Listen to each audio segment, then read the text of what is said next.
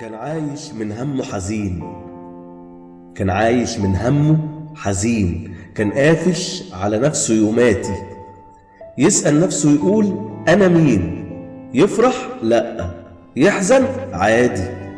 بيحارب على لقمة وقوت. بيحاول يوصل لكماله. هات هات هات. جمع ماله، نفسه يزقطط قشطة وماله. وكبر فجأة وأصبح حوت. بس عشان ده مجرد حلم كان دايما يتمنى الموت. طب ايه رأيك في اللي معاه؟ واسهل حاجة يجيبها فلوس، وعشان تبقى في مستواه لازم سحر جوه فانوس. بس الصحة دي مش موجودة. ما بيقدرش ياكل لحمة. وجعه وألمه ده أصبح وحمة. مش طالب غير بس الرحمة. شايف الدنيا دي بعين سودة، وعشان مش لاقي الحل قالك دي نهاية الحدوتة. زي الناس دي في منها كتير، مش بس غني ومش بس فقير.